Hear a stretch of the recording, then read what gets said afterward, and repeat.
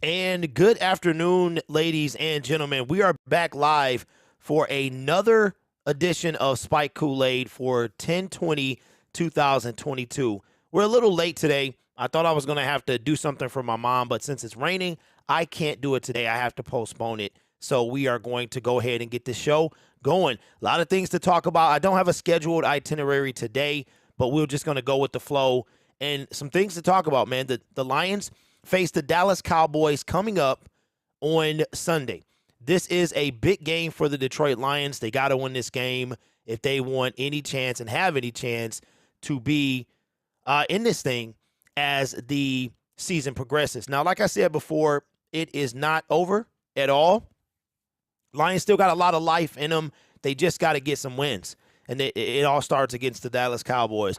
We'll probably talk more about that hopefully tomorrow, because I think I'm going to have to do this thing for my mom tomorrow. So maybe we'll even talk about it today, perhaps. But some things that I saw, the first thing that I want to start with is something that I can't say it caught me off guard. I am a bit surprised, though. Just a bit surprised at what happened here. And that is that the Detroit Lions, this was yesterday I heard about this. This was after I made the video for my other channel. So I didn't know that this had happened then. What's up, Dave? How's it going, man? Appreciate all the support, Dave. Always in here. Usually you, Nick, Zay, a lot of folks keep coming. And like I said, eventually I'm going to be on camera and stuff like that. It's just a work in progress. I felt it was better to just start this thing than and worry about what comes later instead of trying to get everything perfect and never start it. But the Detroit Lions have decided to bring in 2 wide receivers. Now, remember that DJ Chark, we talked about him yesterday. And so what he did is he aggravated his surgically repaired ankle. Now, we got to talk about this. We've been talking about this since the season began. And like I said, we got to put some pressure. We got to put some accountability on Brad Holmes for signing injured players. What's up, AP? What's going on? What's up, Volcano? We decide to sign a dude who, when you think about it, the more you think about it, the worse it sounds. DJ Chark played 4 games in 2021 with the Jacksonville Jaguars. Now, our former Detroit Lion, Marvin Jones, was his teammate. DJ Chark played 4 games, had his ankle surgically repaired. And he's going to be out for some time. So much time that we decided to host 2 wide receivers. Now, we actually did sign one to the practice squad yesterday. They hosted Stanley Berryhill and Antonio Nunn, and that was yesterday. Later that day, they decided to bring Berryhill to the practice squad after his workout. I have no idea who this dude is. No idea who either of these guys, Stanley Berryhill and Antonio Nunn. Now, that's probably because DJ Chark is going to be out and Josh Reynolds is nursing a sore ankle. Doesn't mean that they'll be elevated to the active roster, but that does mean that we have trouble. There is some concern at our wide receiver position. Now, the Detroit Lions had one of the worst offensive receiving rooms last year, by far. And they, in my opinion, outperformed.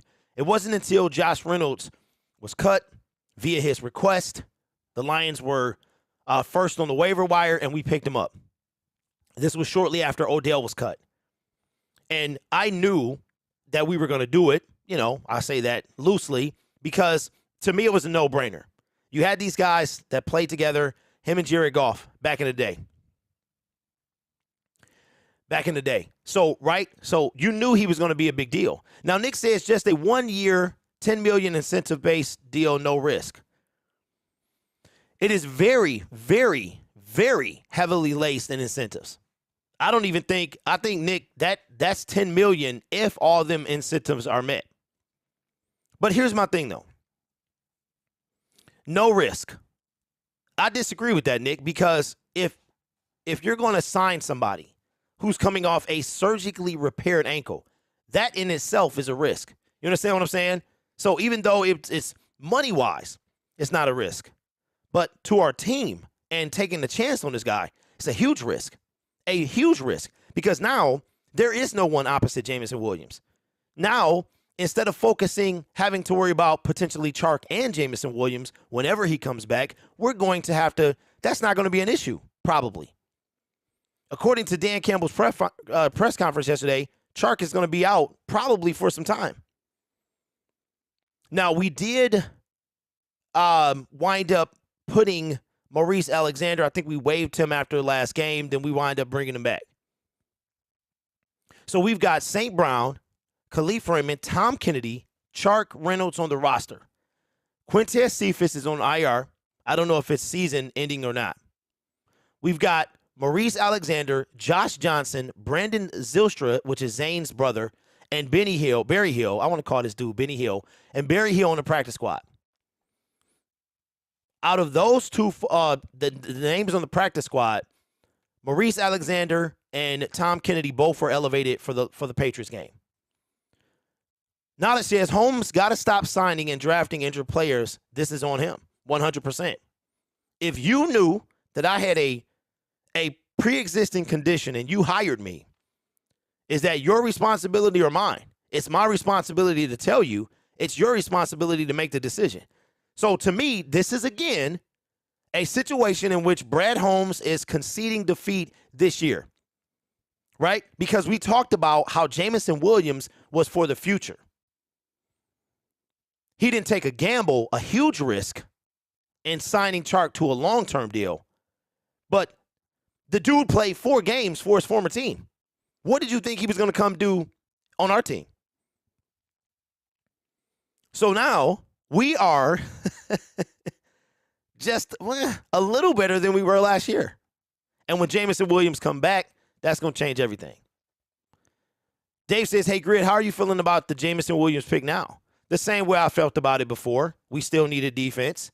I trusted Brad Holmes once he went with those defensive guys. And 6 out of the 8 players out of the draft were defense. So I'm starting to understand that when Brad Holmes, it seems like when Brad Holmes took this job, he had conceded the first 2 years. Like, you know what? We're going to do this year 1. We're going to do that year 2. But by year 3 is when we should compete. We're going to kind of be floating around, be just existing while we build this team. We thought we had a deep wide receiver room when we cut Tom Kennedy after training camp. Oh, it's so deep, we got to cut fan favorite, old reliable Tom Kennedy. He wasn't picked up when we waived him. We brought him back to the practice squad. Came up big in that Seattle game. Huge, man. The first game that DJ Chark was out. And now Chark, I heard on Locked On Lions that they might consider putting him on injured reserve, which means that he'll have to miss 4 games. Now, remember, back in the day, I believe, before COVID, it was 7, if I'm not mistaken. But Chark is up for going on IR because he's no better yesterday than he was at the end of the game before he went out, which I want to say was the Minnesota Vikings. So the Lions they work out 2 wide receivers, if you're just now joining us. And those receivers are 2 guys I've never heard of, Stanley Berryhill and Antonio Nunn. And yesterday, about a day ago, we signed Stanley to the practice squad. So I don't know, guys. I don't know. We talked about how even without Chark, even without Jamison Williams, that we were kind of lighting it up. We had the number 1 offense. Now we got the 3rd in most points. And this is still without our 2 biggest offensive receiving threats. I don't even know if we can consider Chark even a threat. He got to get on the field.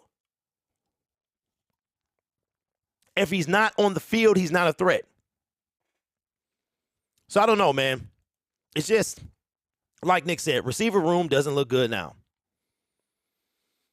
Now, at least we got kind of good news, right? Yesterday was a talk of the town that Jamison Williams, that Dan Campbell is optimistic that Jamison Williams will play. Dan Campbell said yesterday that he's optimistic. Basically, someone asked him, hey, what's the update on Jameson Williams? And Jameson Williams, he said it looks pretty optimistic. Do you think they would cut Shark before the year is over if he keeps producing like this? No, I think they're going to keep him because, like Nick said, the deal is heavily incentive-laced. I want to say without all the incentives, which he's probably not going to meet, it's a very, very, very team-friendly deal. It's up to $10 million. I mean, this thing, last I remember, it was super stacked with incentives. So I don't think that it's going to, be that much in the pocketbooks. It's just a situation of whether or not he's going to perform and meet those incentives. So yesterday, Dan Campbell said that Jameson Williams, he was optimistic that he would see the field this year.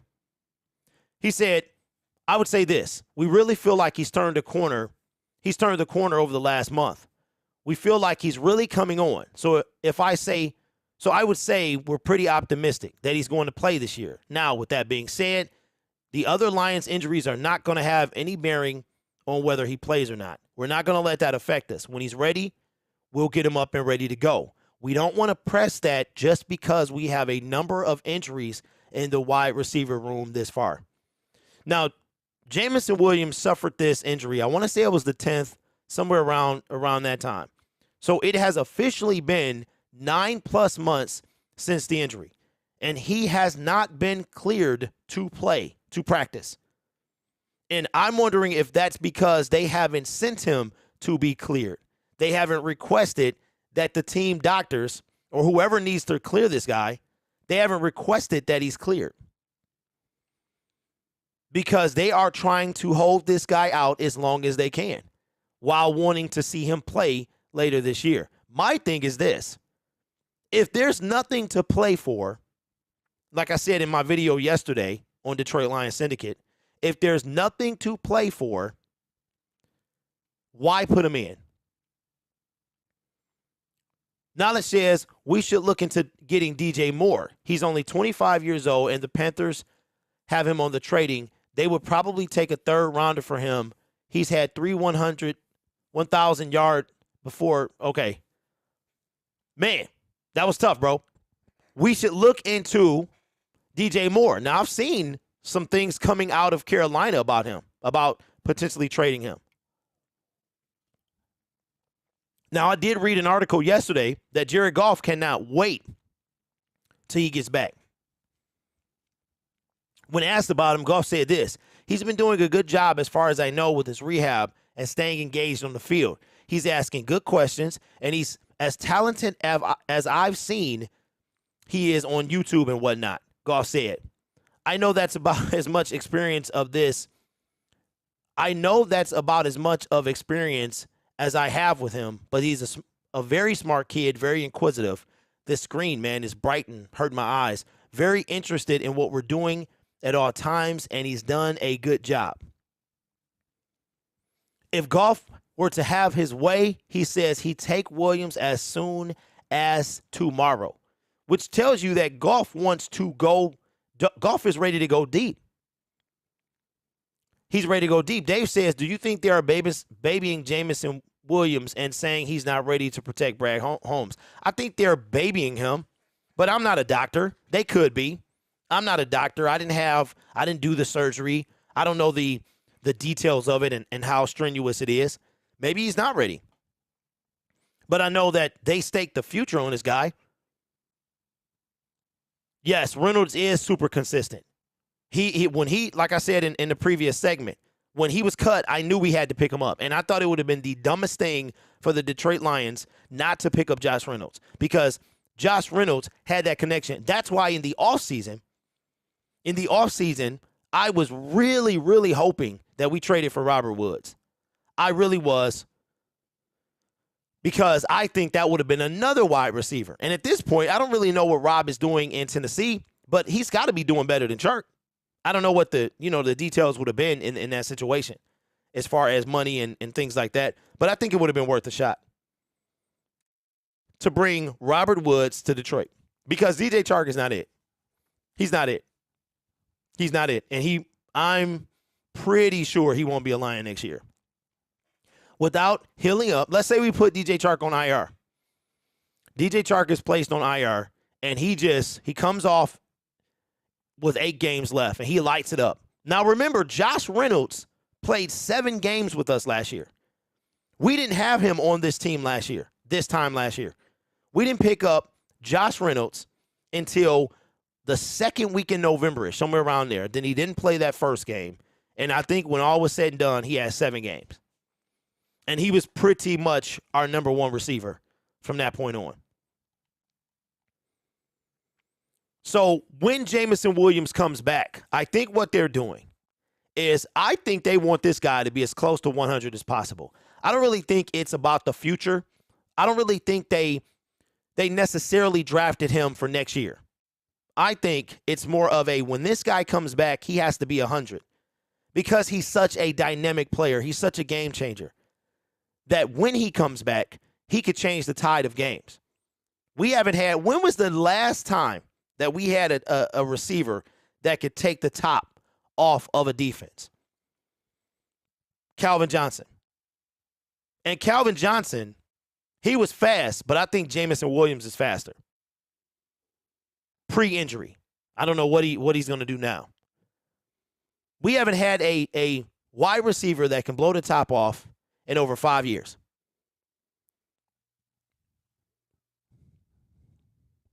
Chark, of all people, told ESPN his speed is huge, talking about Jameson. So whether it's opening up or taking the top off, I think he can do both.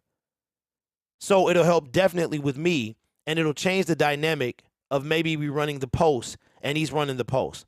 I'm coming underneath, and then you've got St. Brown and you've got Josh Reynolds. And adding that speed is going to be big for us. Not if you're not in the game, DJ. DJ Chark. Come on, man. You gotta be on the field, bro. AP says, honestly, Derek, we could get Woods for pretty much nothing because Tennessee is not utilizing him right at all. That's the same thing they did with Josh. Don't forget, AP, that Josh Reynolds came from Tennessee. He signed, okay, so if we go back to when Brad Holmes first got here, Josh Reynolds was a free agent. And I was saying then we should have brought him over here.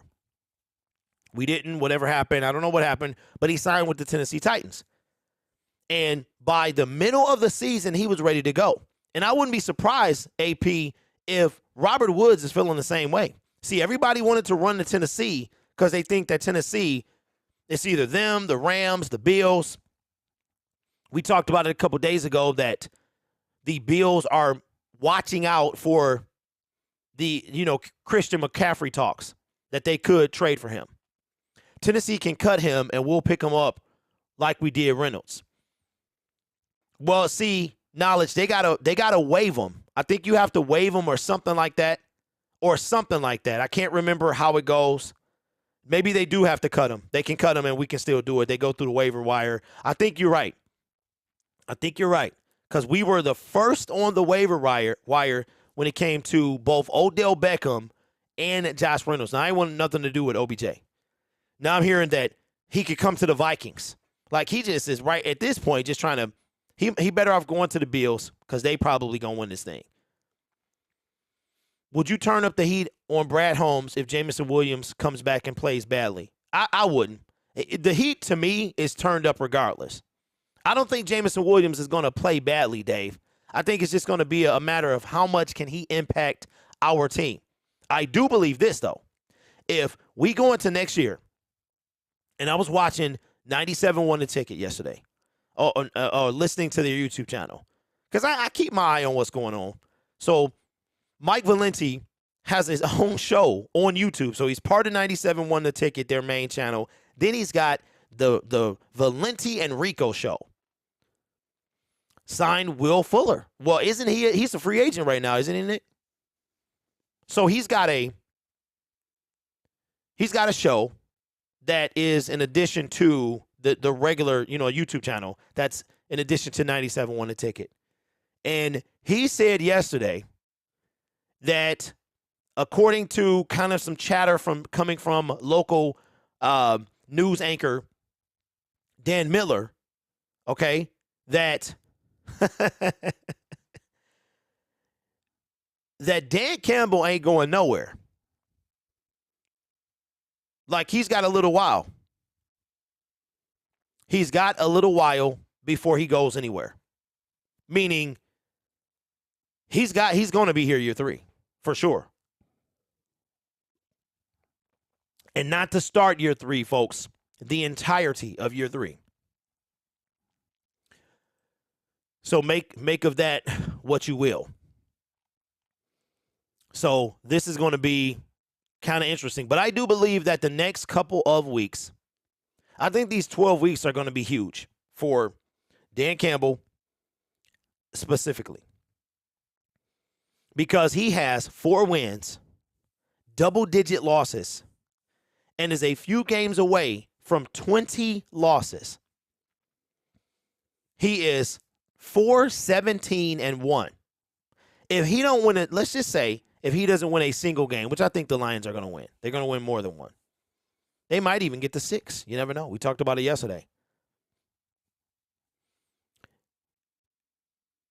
Unless he goes 1-7-16, he's going to be here next year. Nick says, I don't think they will consider firing Campbell until year 4. Yeah, well, I can see that happening, Nick. 100%. Now, check this out. Believe it or not, the Lions have now reached, y'all ready for this number? This is unreal. We have reached 10 kickers. We are 10 kickers deep as far as the Detroit Lions in their kicking situation. Now, remember, when Dan Campbell and Brad Holmes took over, Matt Prater was the kicker for the Detroit Lions. And according to reports, Brad Holmes didn't want to re-sign Matt Prater. Now, I don't care if you're old, if you're a seasoned veteran. Look at Adam V. Before he retired. He was still booting him, right? Speaking of kickers that's off the market, Rodrigo Blankenship is on the team now. Matt Prater, the rumor is that Matt Prater wanted to be here and finish his career as a Detroit Lion. But instead, we let him walk. And now, since he's been gone, which has only been a year and a half, we have now had 10 kickers come and go from the city of Detroit. We had Matthew Wright, who is kicking field goals for another team right now. Randy Bullock. We had Zane Gonzalez. We had Austin Seibert. We had Ryan Santoso. And we've had Riley Patterson. Dominic Eberle, who we cut. Now we also have Aldrick Rosas. And now we brought in 2 other guys. Michael Badgley, and now another dude as well. And I also saw on Locked On yesterday that Badgley could lose the kicking job, and he didn't even get a chance to kick. They will have a kicking competition this weekend heading into Dallas. So we don't have a kicker still.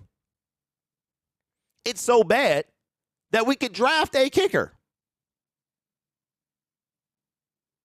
We could draft a kicker. How would you guys feel if the Detroit Lions, their defense needs so much work, but we draft a kicker? At this point, why not? 7th round, 6th round, somewhere around there. Probably a 7th round guy. Now we have Sam Ficken and Badgley, who will be kicking for the Detroit Lions. I don't know if they're going to trot these guys out one after one. They're going to battle going into Dallas, and then somebody's going to come out victorious. before the game, or will this kicking battle be during the game? But I tell you what, if you were tired of Dan Campbell and his aggressiveness on fourth down, well, you might have to keep waiting. Because 10 kickers deep since the release of Matt Prater, and we are going into Dallas with a kicking competition. We've talked about quarterback controversy. Ficken beat out Badgley in Tennessee, and then he got hurt. Check this out, Nick. My good friend, the Coach Plays, who has a YouTube channel and is a Tennessee Titan fan, right when I made that video, he actually said the same thing you just said, that he was kicking pretty good, and then he got hurt. So, is he the one? Is he the one that will cease our kicking woes for this team? Again, bringing it back to Brad Holmes. So on this show, we've talked about signing DJ Chark, although it's a heavily incentive-based deal. We've talked about drafting Jamison Williams, and we've talked about who will not impact the team until the season is probably lost. And now we're talking about letting Matt Prater go. I think we get caught up in the draft and all this other stuff, and we're looking at Matt Patricia, what he did to the team, and what Brad Holmes has had to undo. But like I said earlier, we got to put some blame on Brad Holmes. He's not blameless in any of this, and I think we have to start putting blame on him. So if the Detroit Lions have people missing kicks and we can't win a game, we lose a game by a by a field goal, what is that saying? What is that saying? So if, like I said, if you don't think he should be going for it on fourth down, you might have another thing coming. Because he very well could be going on fourth down for a while. Now, for me, I've seen enough. He's got to be much more conservative. It's not even about being conservative. It's about making the right decisions. It's about making the right decisions. So the Dallas Cowboys go in to face, the Detroit Lions go in to face the Dallas Cowboys. Do you think that we can win this game? Yes, Prater wanted to stay, says Nick, but wanted more years on the contract. And we said no because he was aging, and we let him go. We let him know. We let him go, and now he's booting it for Arizona. And now we are having a kicking competition. Like, how crazy is that?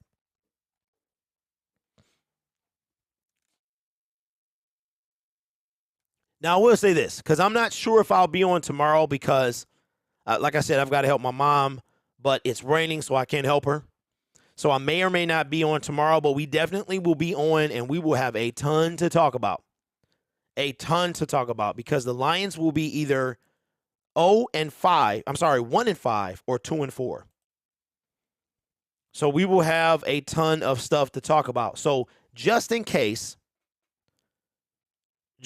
I'm not on tomorrow, what we'll do is we'll kind of look at this. I'll get you guys' input on what you think is going to happen come Sunday, because it's man, I'm telling you, Lions got time to change this thing, to turn this thing around, but they got to win games. They have to win games. It all starts there. And I think, you know what? I think Dan Campbell, it's time to stop talking. We've heard you talk enough. We went from wanting a QB to needing a kicker. Well, you know what, Dave? I am 100% in support of Jared Goff. I just refuse to. After what I saw last year with the Detroit Rams and people bashing Stafford when he was here, now rooting for him because he's on another team, and hoping he wins a Super Bowl, not understanding that this man just left your team. If he wins the Super Bowl 1 year removed, what is that saying about your team? That I will continue to support Jared Goff. If Jared Goff gets traded away, I will support Jared Goff 100%. I will root for Jared Goff. It's the same way I would have rooted for Matthew Stafford had he not wanted to leave. That's the difference. Jared Goff was everything that Matthew Stafford was not. You know how they can make them jokes about red-headed stepchildren? That's what Jared Goff is. And if you ask me, Russell Wilson is this year's Jared Goff. He is the Jared Goff of 2022. They're saying he lost it. I don't think he's lost it at all. Not at all. And I think we started to see flashes of that on Monday night or Sunday night, whenever it was. Isn't Trey Boston still out there? You know what? What's up, Phipps? He could be. I haven't really looked to see if he's still out there. All right, let me blow this. Let me minimize this so I can see. And we will go to, all right, so is this the whole thing? Looks like. Now, here's the thing, man. Michigan is a funny place, right? So currently today, I'm telling you, Michigan. If you guys live in Michigan, then you know there's no other state in the United States like our state, right? It is 39 degrees currently. Right now, keep up with me. We are a month into fall, and I've always joked that Michigan does not have 4 seasons. What do you mean Michigan doesn't have 4 seasons? Michigan doesn't have 4 seasons. We have 2. We have summer, we have winter. Of course, we have 4 seasons. Everyone has 4 seasons. It's just a matter of what happens in those 4 seasons. The reason I say we don't have 4, we have 2, is because it's either hot or cold. There is no in between. All right? And this is so interesting, but not surprising, because every year happens the same way. It is currently 39 degrees in the state of Michigan on October the 20th, 2022. And if you live in Michigan, you know what I'm about to tell you.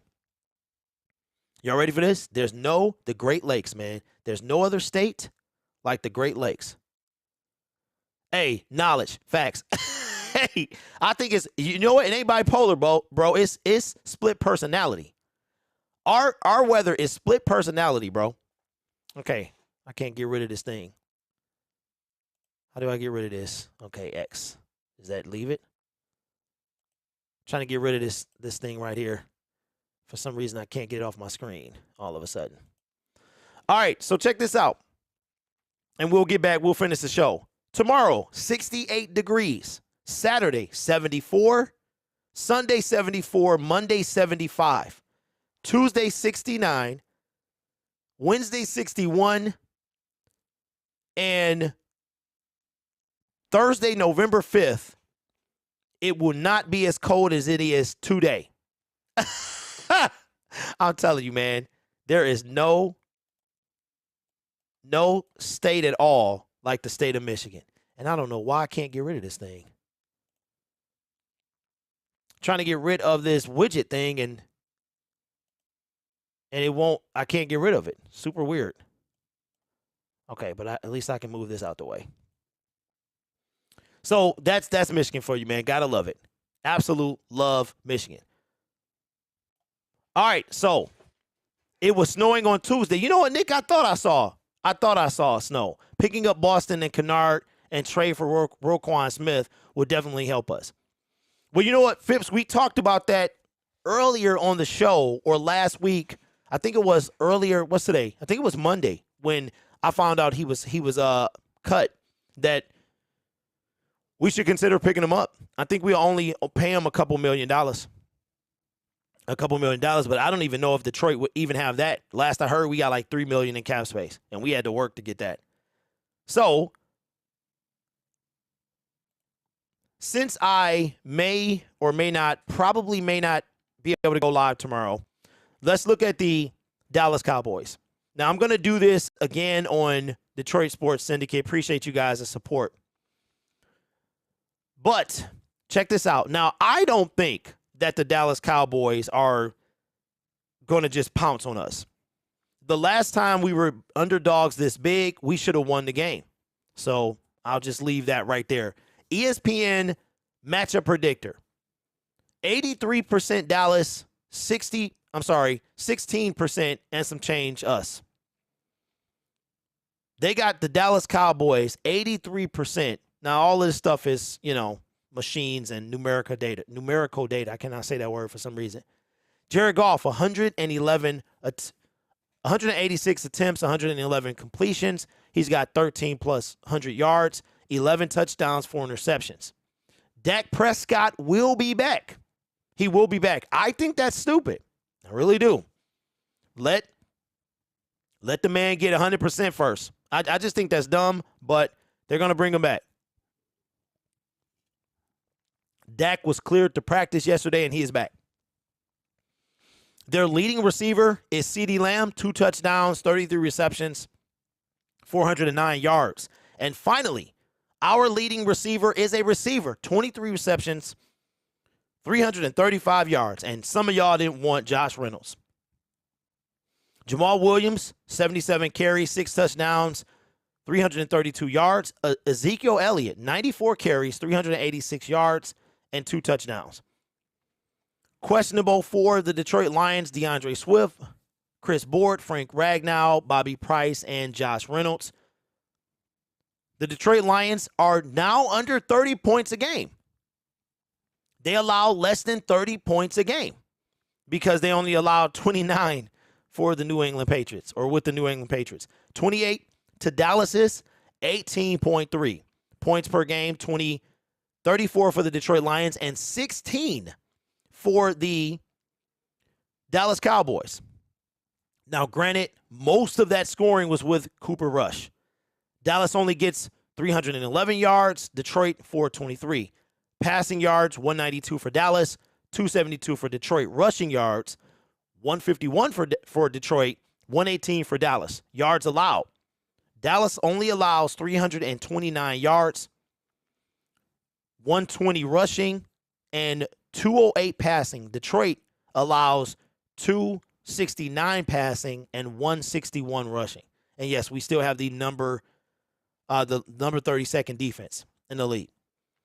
Detroit is on a 3-game losing streak. The Dallas Cowboys were on a 4-game losing streak, last losing before their game against the Philadelphia Eagles when they faced off week 1 against the Tampa Bay Buccaneers when Dak hurt himself. So, ironically, his previous game, they lost. Now, yeah, he was hurt. Detroit trying to snap a 3-game losing streak. And the Dallas Cowboys are trying to get their first win under their starting quarterback this season. Now, I told you guys I'm not picking the Lions. Can they beat Dallas? Sure. They are 6.5-point underdogs, I think. 7.5, somewhere huge. This is one of them games they got no business winning if you look at it from a defensive standpoint. Dallas is first in sacks. That's what I'm worried about. Yes, Nick, they are. And DeAndre Swift is not at 100. This is a prime example of how DeAndre Swift could change the tide of this game. What's up, Nate? Nate spitting facts. Hopefully this will be the first road win of MCDC's career. What better place to win? Well, I could have thought of one. Really? New England, Gillette Stadium. Places to win, Lambeau, last week in this. I think this is number 3. Hopefully Sewell and Decker can hold up against Parsons. Well, hopefully Decker can bring his behind, kiss the baby and come on back. Hopefully his wife is like, they need you. Get back. You know what I'm saying? But I know what it's like having a kid. I'm sure most of us know. Sometimes you just want to be there, but I'm sure he'll be back in pads ready to help his team. As of yesterday, his wife was awaiting the birth of the child. I didn't know if it officially happened yet. But I tell you this, I'm not picking Detroit to win this game. Can they win this game? They can. Should they win this game? To me, that's debatable. even with their defense, we were like stops away from winning. We were a dumb play call away from beating the Vikings.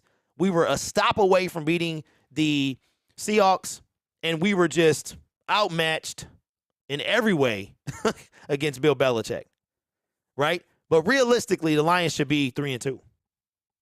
3-2, heading to play a 4-2 Dallas. Could you imagine? Could you imagine if the Lions were 3-2?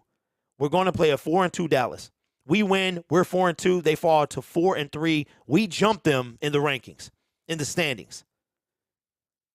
But that's not what we're looking at. What we are looking at, we are staring down the barrel of a 1-5 start.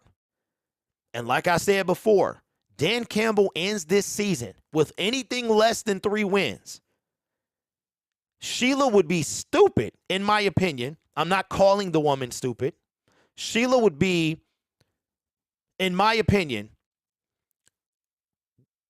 can you really validate year 3 if your coach has 6 wins out of 34 tries?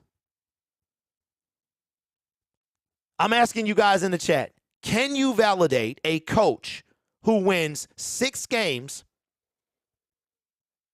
in 34 tries? He will be 6-27-1. We would still be 1 or 2 in the division. What a turn of events. Yeah. So while you guys ponder that, we went over this the other day, and this is why, like, this game is huge. Nick says it's hard to. Yeah, Nick, it's really hard to. And I think we're going into year 3. See, it's not about what, in my opinion, it's not about what he can do. It's what he has done. Right? Because year 1, nobody was comparing Matt Patricia to Dan Quinn. Dan Quinn was not getting compared to Matt Patricia. But all of a sudden, year 2 comes, and now the comparisons come.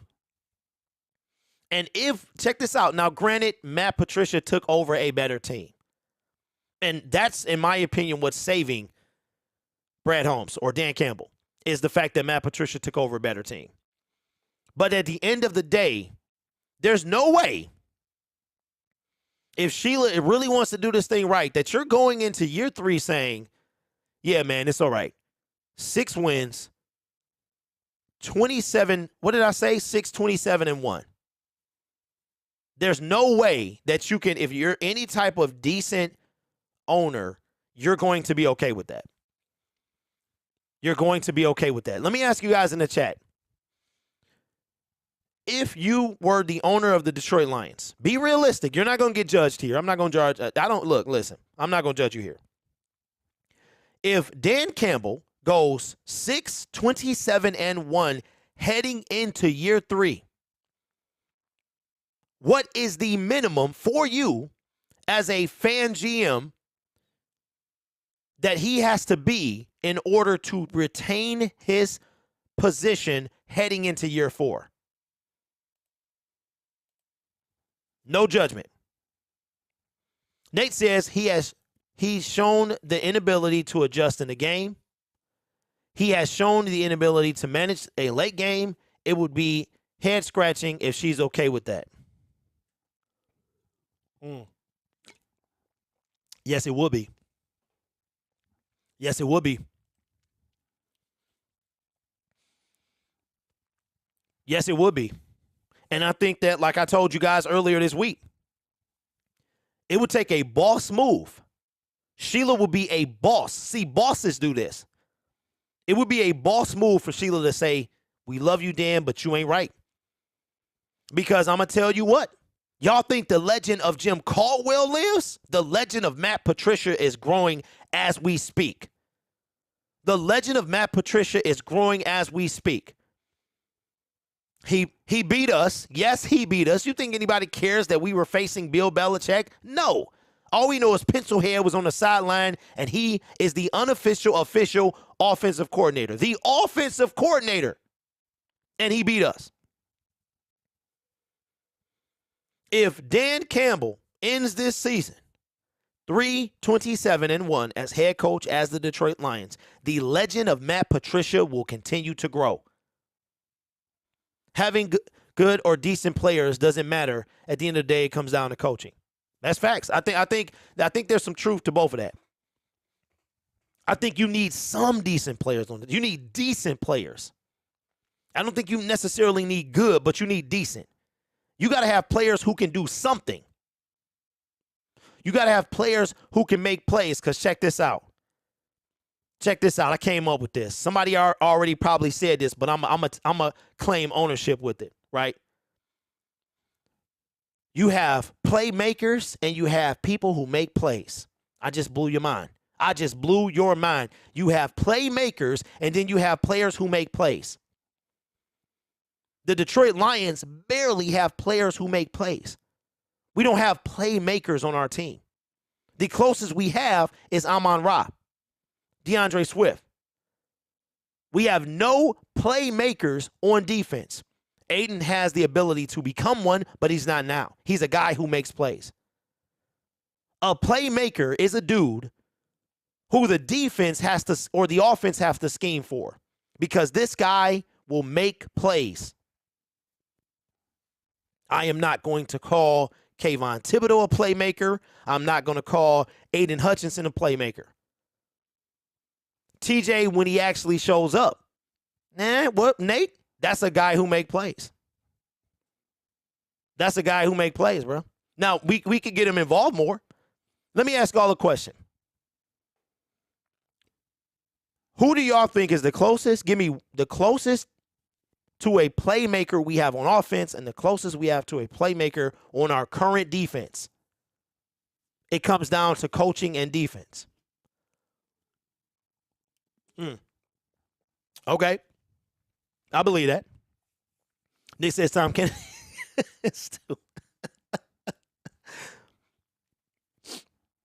Nick Bosa, Myles Garrett, Jalen Ramsey, Aaron Donald, Jamar Chase, Justin Jefferson. Some guys out there. We don't have that guy. We don't have that guy. Swift and Malcolm. Okay, Nate. How sad is that? And I love me some Rodrigo, even though I think he get a little sick of that. He's like, my name is Malcolm. You know what I mean? But if you have a 6th-round pick as your playmaker, the closest guy to a playmaker on defense, come on, man. We in trouble. Knowledge says the offense this year has been St. Brown or Swift when healthy. 1A, 1B. On the defense for me, it was Walker before the injury. In my opinion, Knowledge, Walker was a guy who made a bunch of tackles because our front 7 could do nothing. If I'm not mistaken, he led the team in tackles. He had 100 and something tackles last season. Tracy Walker, a guy who made plays. Amani Awarie, a guy who made plays when he's any type of I don't know what's going on with him this year. The way he talking, he sound like he could be traded. I'm just saying. What is he in, year 4? Isn't it crazy? Isn't it crazy that Kerryon Johnson is no longer in the league? Because he came out the same year Amani did. Didn't he? It's crazy, though, to think that Kerryon Johnson is not. It just popped in my head like, man, that's crazy. Chase Young, before he got hurt, playmaker. Right? The Detroit Lions, I think Jameson Williams will be a playmaker. I do. And 100%, Jameson Williams will be a playmaker. He's going to be a guy that could open the middle of the field because they're going to be so scared of him. They're going to be terrified of a healthy Jameson Williams. TJ will always give up on plays if the ball is not coming his way. You saw it in one of the games.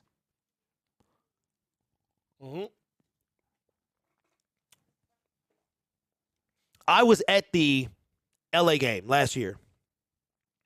The end zone that Swift scored the touchdown in, I was sitting in that end zone. Shout out to the guy that gave me the tickets, man. Unreal. Otherwise, I was up there with the birds.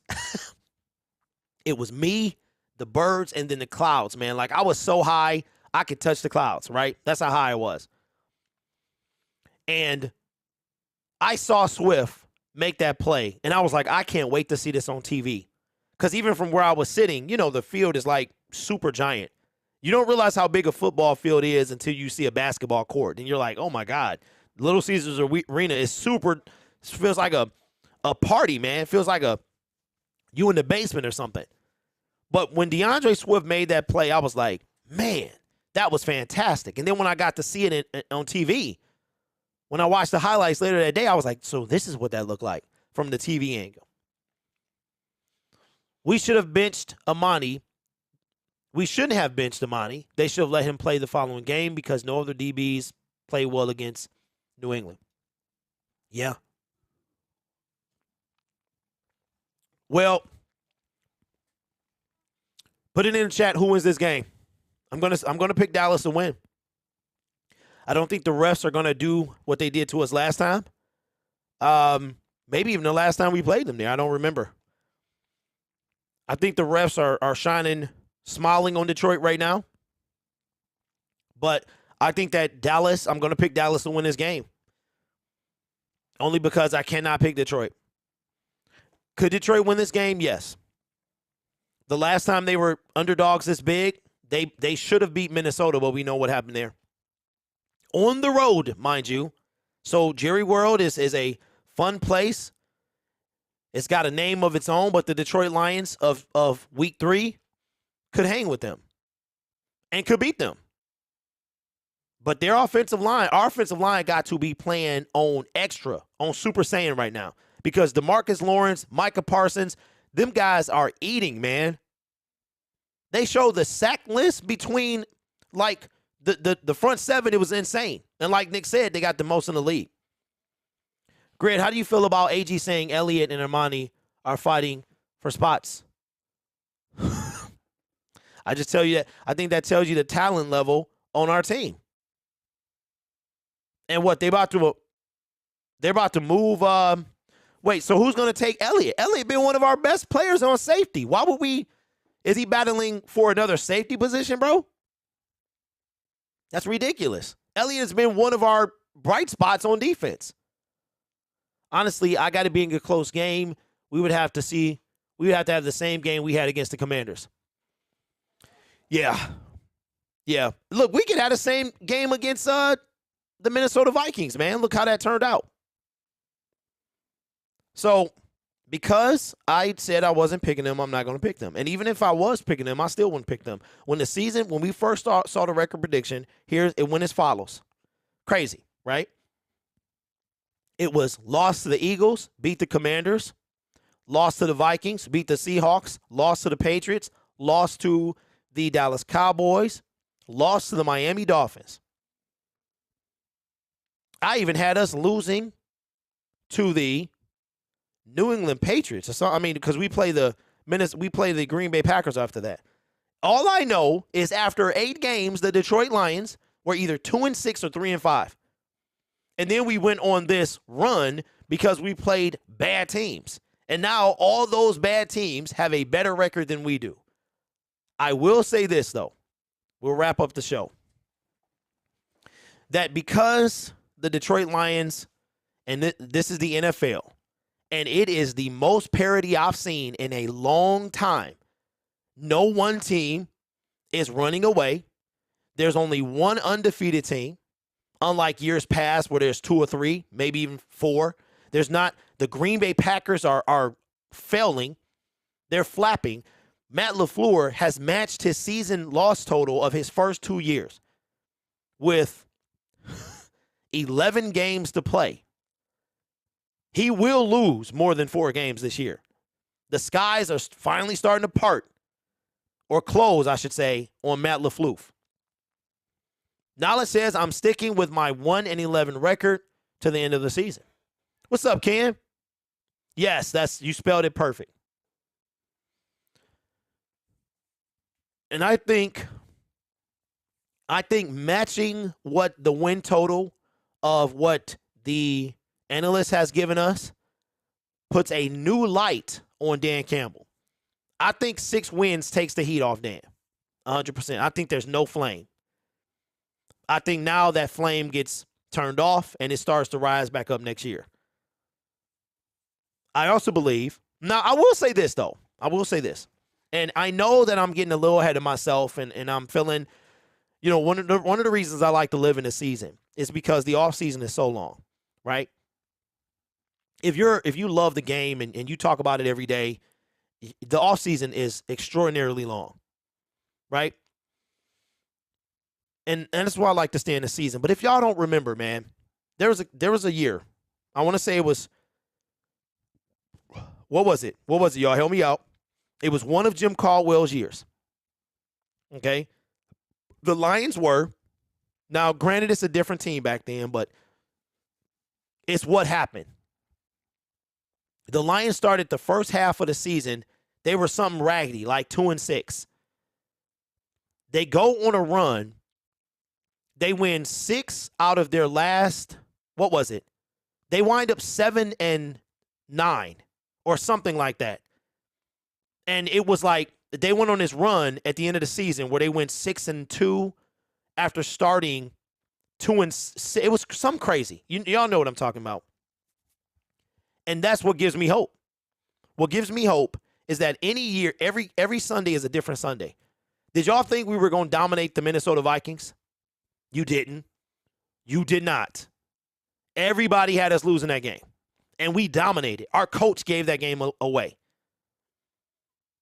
The Miami Dolphins are on a 3-game skid, and they still got one more game to play before we play them at home. They are beatable.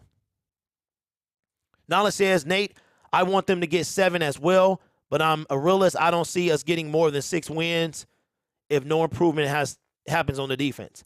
7 to me is the magic number. At 7 wins, the Matt Patricia stigma is finally kind of, now you've won more games than he ever did. Matt Patricia's record was 6, 5, and 4. Literally in that order.